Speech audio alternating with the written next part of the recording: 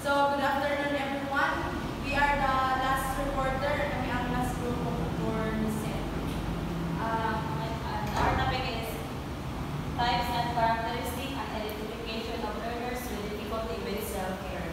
I'm Rhea Jean A. Obediencio. I'm Elfred Milana. I'm Kaya Tonet Celebro. And me, Antoinette Antonio. And we are Team QT. The milestone in the history of intellectual disability. 1900, evidence and description. Clinical terms for intellectual disability include imbecility, feeble-mindedness, and mental deficiency. Segregation and isolation are the norm. The popular belief is that intellectual disability is synonymous with poverty, crime, and sexual profligacy. Nakapamilya na ba kita kung sa ang word na imbecility? Tapos, feeble-mindedness and mental deficiency. So, imbecility, ibalik ka ng katangahan ng isa ka bata na may disabilities, na magalingon. Ibalik na quantity sa isang weak or feeble, especially in terms of mental capacity, to with a sense of lacking in cognitive abilities or intellectual functioning. Amo dyan naman sa imbecility na words, tapos sa feeble-mindedness. Kunik-kunik ka ganit sa nag-ibalik sa ito yung kunik-kunik ka sa kung ano sa isang baba, ano ang pa sa isang kabata na may sakit. Next is scientific case histories in the heritability or intellectual disability. Eugenicists aim to isolate people with a disability from the community and establish forced sterilization laws. In 1928, the institution system expands. Nationwide institution for people with intellectual disability rapidly reach capacity. Dito bali inyo ng mga year, ibali amoy ng mga years sa mga kung kung nakapagsunod sa mga estudyante na may mga disability sa school o rin mga history ibali. In 1933, American Association for the Study of the Feeble-Minded changes its name to the American Association on Mental Deficiency. 1935, the rise of state sanctioned sterilization. Efforts reached their peak during the Great Depression. By 1937, a reported 27,896 people with intellectual disability have been forcibly sterilized. 1930 to 1950, institution overcrowding. Number of the people with intellectual disability in state-funded institutions. 1950 to 1953, parents in the spotlight speak out. An author, Pearl S. Buck, an author said that child will never grow an actress. Darrell Evans Rogers is si author Pearl S. Buck. Din sa write candid stories about their daughters who were born with disabilities, si Angels Unaware. Sa 1958 landmark law, President-wide Asian Power passes. 1959, the American Association on Mental Deficiency. 1959, Mongol uses the term mentally retarded in place of mentally deficient. 1960, President Panel on Mental Tradition established President John 1967, institution census speeds with 194,650 people with intellectual disability living in state-run institutions. 1968, the first national special Olympics Games are held in Chicago with athletes from 25 states and Canada. 1971, landmark court case. Pennsylvania Association for. Ang Pennsylvania is nanay ibalik picture kung ano na sige balik bali na sila sa, buo na sakit sila sa bata. Si Rere niya magkuhan daw sa kanami dati, di ba? Sa 1972, Willowbrook exposed journalist Gerardo Rivera airs a series of investigative reports about the horrific condition at Long Island's Willowbrook State School. 1975, civil rate is never equal. President Gerald Ford signed into the law education for all handicapped children. 1979, community. The Center of Human Policy at Syracuse University issues the community imperative a declaration affirming the right of all people with disability to live in and be part of the community. So, sa 1979, ang Center of Human Policy at Syracuse University issues the community imperative. Nag-declare sila affirming ng sakto ang tanang mga bata na may sakit na mahibilong sila sa community na para sa ato. Sigura, dili ibalik mo lang na ilahi sila tapos ibalik para sila kung may mga sakit, ikuha sila kay dili sila bilong sa atin. Diba rin nakuha sila na kailangan may botang na sila sa atin na parang normal na way something mga kapan sa mga 1981, Bell Opens Eyes, a TV movie about Bell Structure, a man with intellectual disability who ran a popular coffee shop at the University of Iowa, advances the idea that people with intellectual disability can be productive, valued members of a community. Willowbrook closes its doors on 1987.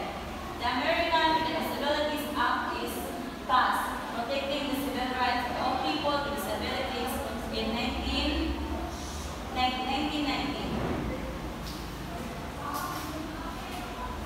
2004, inclusion takes off the Restructuration of Individual Disabilities Education Act of IDEA furthers the transition toward inclusive classrooms.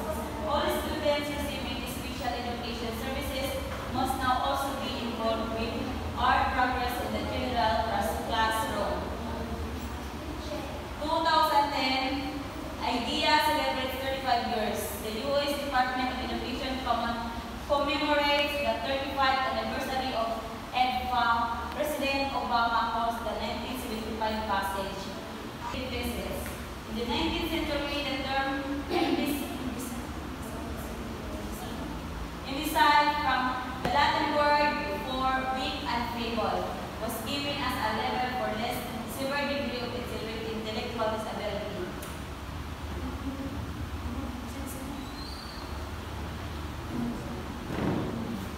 The next is the following shows the Rere ng sa na topic. So, di ba itong i-report ni kay amo itong mga milestone, mga tuwig, ng susunod amo itong mga kuwan sa mga intellectual disabilities. So, sa karon, ang namin makita is na the following table shows some etiologic risk factors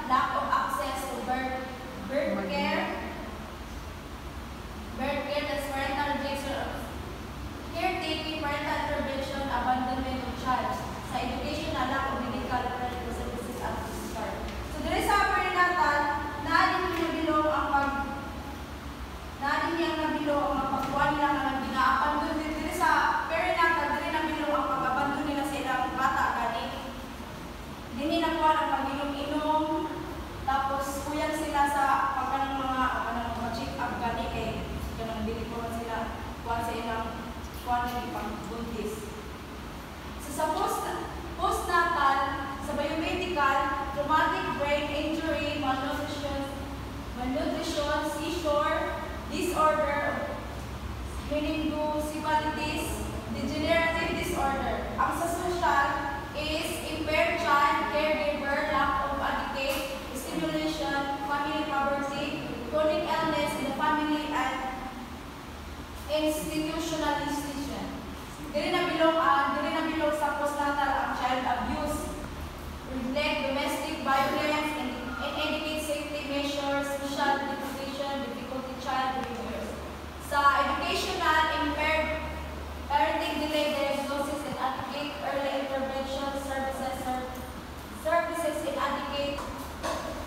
So kani sila to yung kaning prenatal, perinatal, postnatal, mo yung mga risk factors na isa sa sila nag-cause na para ang isa ka bata na ay sa mga sakit na intellectual disabilities.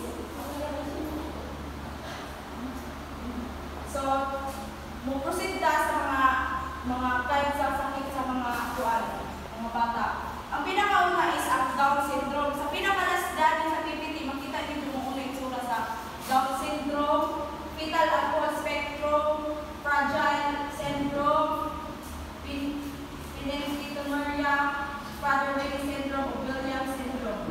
Sa lahat dito na makita kung ano lang mga itsura. So, ang sa Down syndrome, due to chromosomal abnormality having 3 of the 21 set of chromosomes of intellectual instead of appear, often results in moderate level of intellectual disability, although some individuals function normally. So, kanya, physical feature, short stature, flat, broad face with small small ears. Diba ang sa Down syndrome, nakikita ko ka ng himus, gano'n kami. Ang Down syndrome, kaya diba halusan ka ng halos pareha sila mga naong, no? Bayan din natin ito, kaya para nagnaong, pero amo ng kuan, amo naman, di kayo na na bata na ay kuan, Down syndrome. So, sa fetal alcohol spectrum disorder incorporates fetal alcohol syndrome, fetal alcohol effect, and alcohol-related neurodevelopmental disorder due to mother's excessive alcohol use during pregnancy. So, kanya sa fetal alcohol, from the word alcohol, sa kanina ko, ang nganong ay sa kabata na ay fetal alcohol tungod kay during sa iyong pregnancy, ang nanay, sige nag-inom-inom ng alcohol, maunang na maanap man, makuha man sa bata ang itong alcohol, ang maunang paggawas nila, nanay sa sakit na fetal alcohol spectrum or FESD. So, ang sa fragile syndrome, a triplet repressed mutation of the chromosomes interferes with the production of the FMR1 protein, which is essential for normal brain functioning. Males are usually affected, but females are usually carriers. Most common inherited. So, sa fragile, ang kasagaran dito dahil nakuhaan ang lalaki.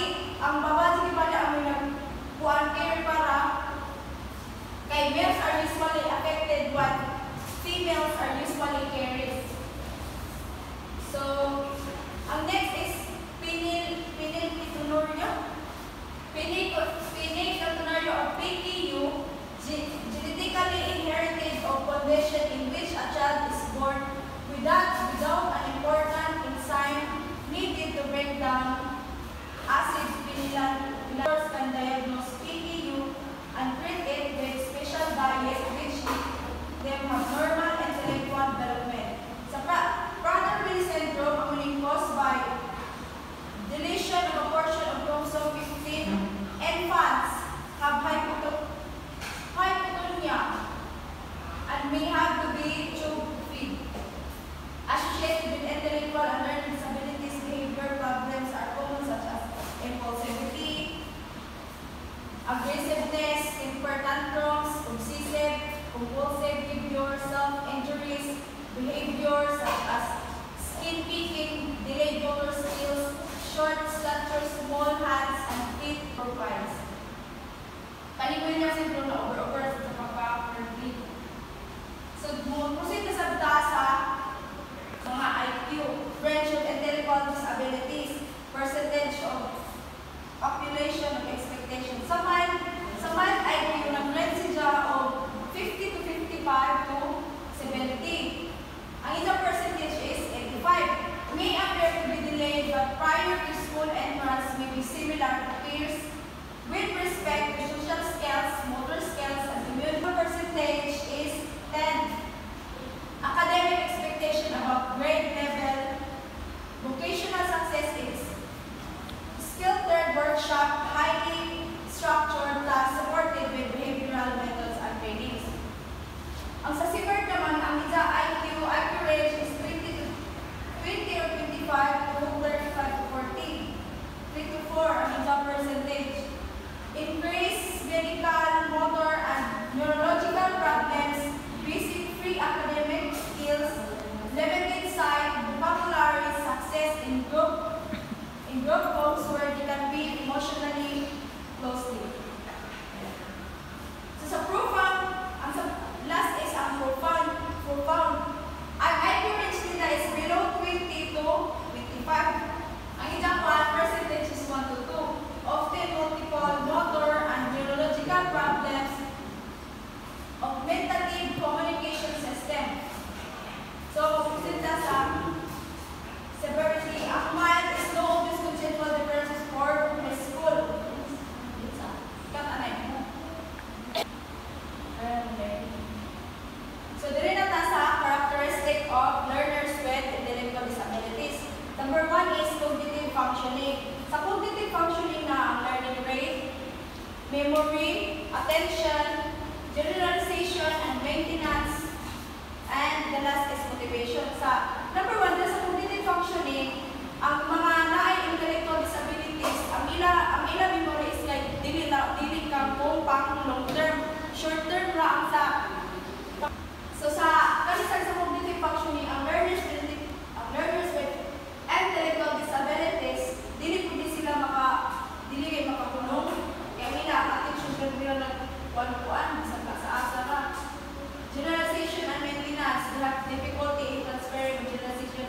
Isa pa kasi sila makakuan of new knowledge and skills specific to situations that differ from condition where they learn to the skill. Sa motivation, some students lack interest kaya dili sila ma-interest kung may kuan sila motivate. Dili sila interesado pa ng solve may mga problem solving, tasks, and some develop learning helplessness in which one's repetitive experiences of failure dissolve expectation of failure regardless of effort. Di ba sabi na ko na kaya kuan man to? Cognitive functioning, your self-care and daily living skills, direct instruction and environmental support, such as added prompts and simplified routines are important, ensuring that limitations in their adaptive areas do not severely affect their quality of life. Sa dili, ang mga learners with intellectual disabilities is maglisod sila makig-interact sa uban balik for ang ilang social skills gani. Social relationship, these poor communication skills and ability to recognize others' emotional states and unusual or inappropriate behaviors can result to social isolation. Kuan naman sila, kanaganan sila mag-lonely. It is important to teach them appropriate social and interpersonal skills. So, ang ikatuyo is ang behavioral excesses and challenging behavior. Students with intellectual disabilities are more likely to exhibit behavior problems than those without. For instance, they may have difficulty accepting criticism, limited self-control, and resent and inappropriate behaviors such as aggression or self-injury. Sa these positive attributes, individuals with intellectual disabilities may display tenacity and curiosity in learning, have good relationship with others, and positively influence other individuals around them. So, diri sa pinakalas, diri na makita ang mga mga sakit gani at mga learners with intellectual disabilities, ang kanilang mga itsura. Kani ang fetal alcohol syndrome na naman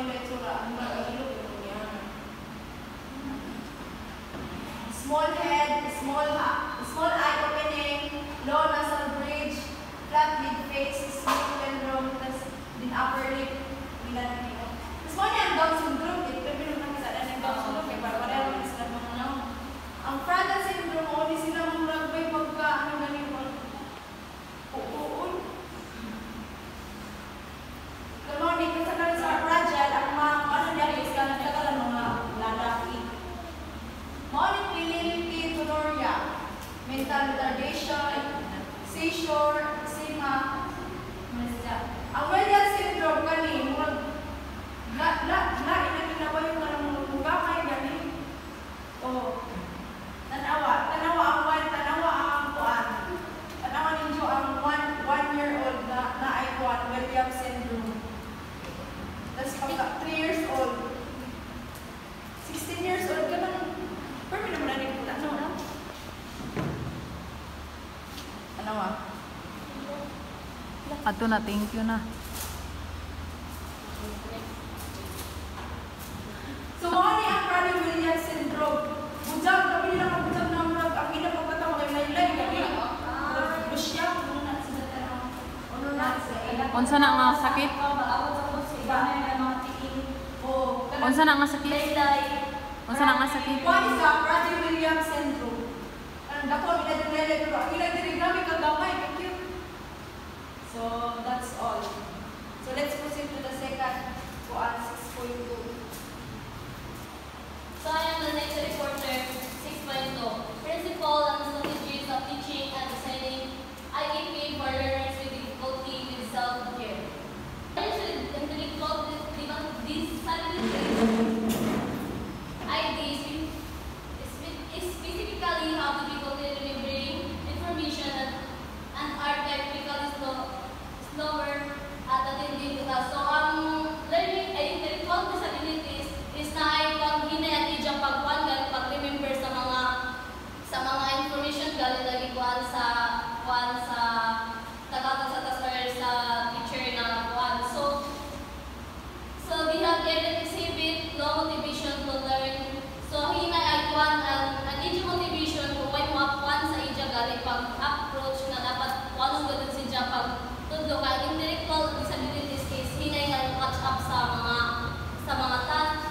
So, therefore, in dealing with these learners, it is important to break down goals into smaller steps to use a possible sense and have hands-on learning and to allow increased time for repeating and consideration for skills. So, maghatag ka ng taas ng hands-on na mga activity na step by step para makakuha ng intellectual disabilities na learners. So after the student response, ECR, this is a strategy that promotes active student engagement in their own learning. So ang ECR gives attention to the participation of learners at whole class of group, even as the active response to teacher question the same time. So ang ECR that involves 6 discrete step as follows. So mao ni ang 6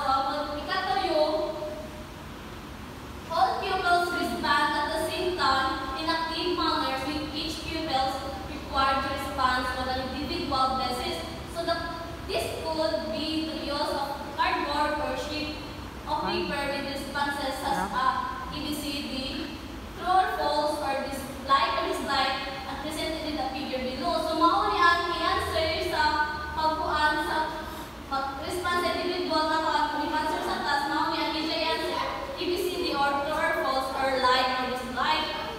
So, ikaw pa, mao ni the teacher review pupils answer by scanning individual pupils response which provide direct insight into the pupils' learning. So, ang teacher, ikuha niya i-review itong mga answer sa learners para makuha niya kung ano sa direct insight sa pupils' learning. So, ikalima, teachers provide feedback based on pupils' response. Ang ikaw no, teaching is adjusted when required. So, yung maestra mag-adjust gadget sa PDG required kay hinay galing mo kung ang sa intellectual disabilities. So, the next is the use of ECR is not only for post-instruction but will also serve to assist primary learners of learning. Learners immediately corrective feedback can also be done through this strategy, whereby additional information can be used to modify instruction or teach or classify key concepts. So, mauni ang ECR, makuha siya sa kuan kay sa inyo lagi siya. So, mauna, ikuan niya, i-control niya mga kuan sa intellectual kay mauni hinay at niya, adapt sa pagsabot sa mga information. So, the use of ECR is not on. So, sa next, community-based instruction CBI.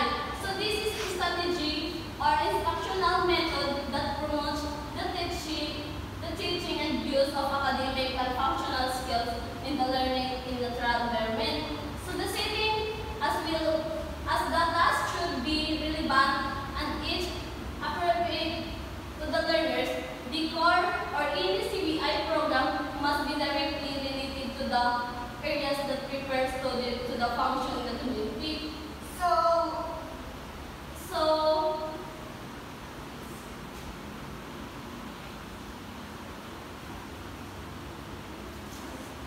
So, dili, mauna ang strategy na iba na method to promote sa teaching academic functions.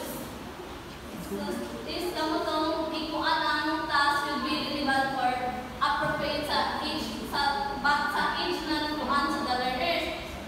So, the next is systematic feedback. Now, giving information to learners about their performance falling to board categories. So, naay duha.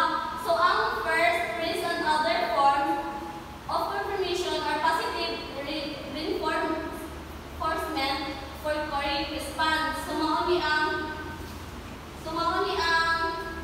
confirmation na imo ipakita sa imo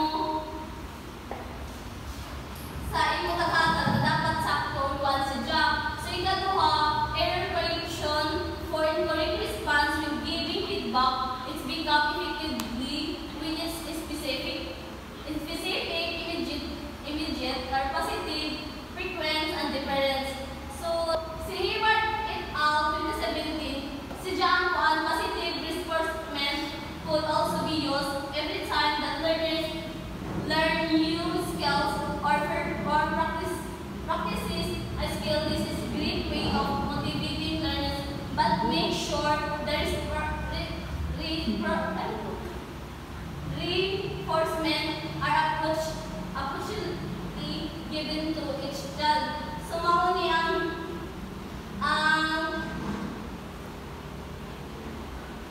paraan na ihatag para mas makuan ang mga angkop teknika sa bawat bata. So, mauni ang ijatag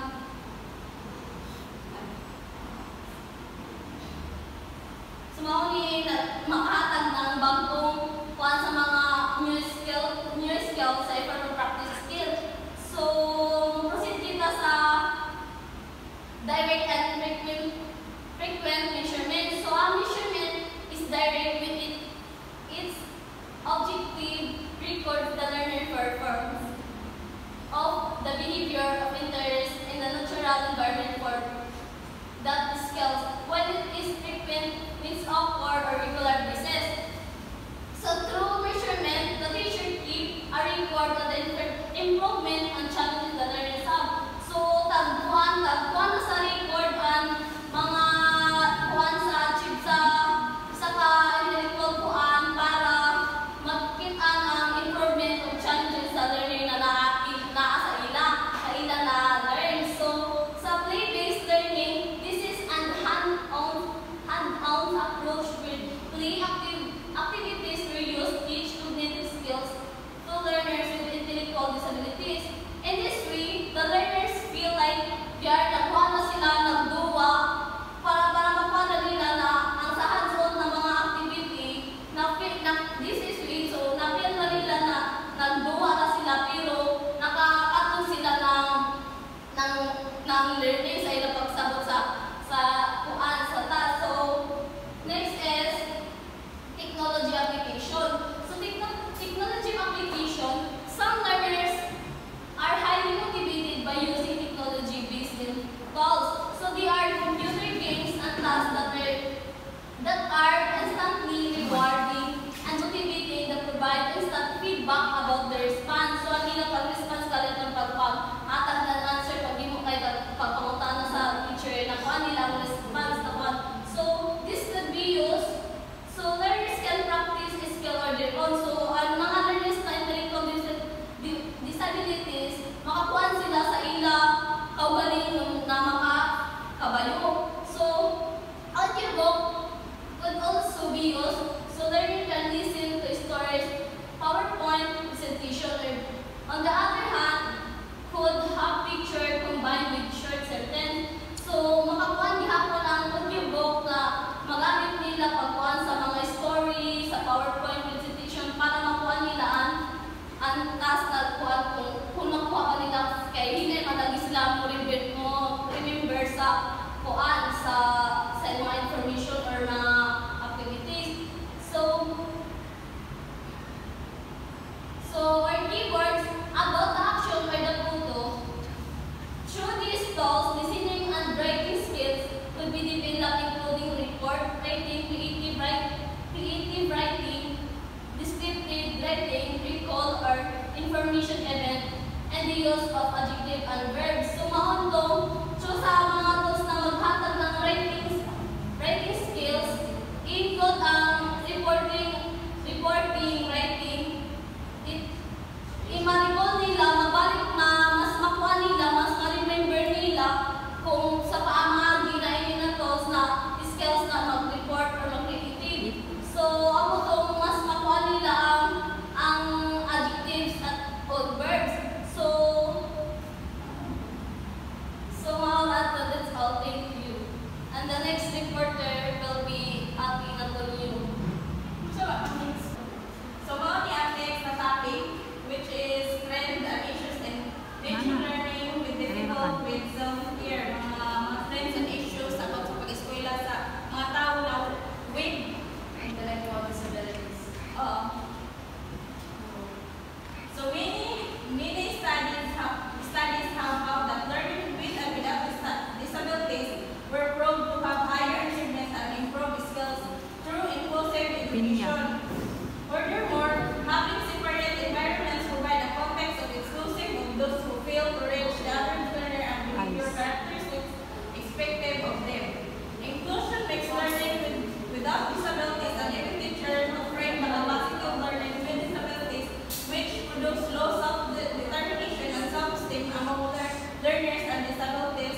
In this chapter, studies about inclusion among learners with disabilities will discuss to help present a picture of the effect of inclusion among learners. So, how many studies na have found na ang mga with disabilities why disabilities is naila chance na taas ang ilang ng achievements sa ilang kinabuhi through inclusive education. Nga, inclusive education is a positive way sa pag-educate sa tao.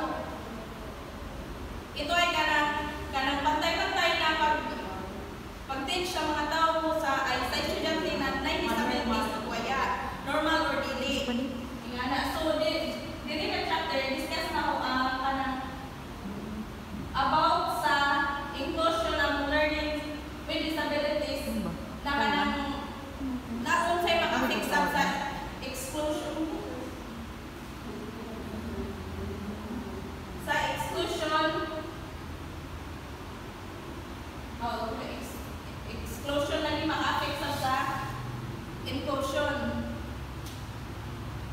Education is not simply about making school available for those who are already able to access them. It is about being proactive in identifying the barriers and obstacles learning encounter that attempting to access the opportunities for quality education, as well as removing those barriers and obstacles and lead to exclusion. So, ang pag-eskwela na to, dili ra lang na magsuyo dira ta sa eskwelahan kay para ingana ang panoy lamang nasampan na tunay ang disabilities, ingana. So, diri na kuan sa UNESCO 2006, ikon sa diri kung uno ang naamay na to tanggalon para mapantay sa pag-educate sa tao o sa mga estudyante. In the Philippines, the practice of inclusion is being implemented by general education teachers. However, studies reveal that this teacher seems to have difficult in this implementation. Muega and Ichabia 2011 report that general education teachers are not prepared to handle students with disabilities in their classes due to the fact that there was no mandatory course or training about their in-service and pre-service teacher education institution. So, based on Muega and Ichabia 2011, nag-report sila na ang ibang sa teacher, di nila ma-handle ang mga na-disabilities wala mandatory na course or training na sa amin pag-handle katong na-disability, kung sa amin dyan pagpantay na pagsabot na makasabot sa itong isa na naikuyang-kuyang. To actualize inclusion, the policy suggests strengthening contextualization that the curriculum and learning materials in school, making sure that there are differentiated presentation of information, content, and learning materials to support understanding. Some of these ways is by ensuring access to all learners, such as using videos with amplified sound and subtitles, having a sign language interpreter in the class, providing graphic symbols with alternative text description, using simpler words, and having materials enlarged or transcribed into Braille. This learning resource shall be utilized in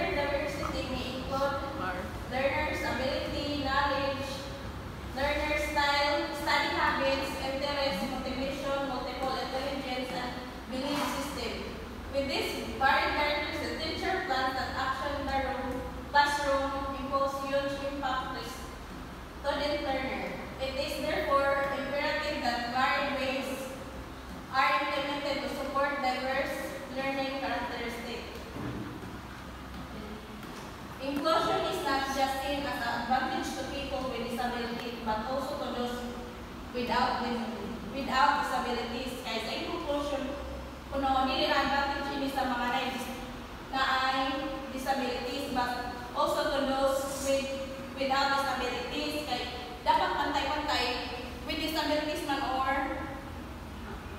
Waya. waya. Dapat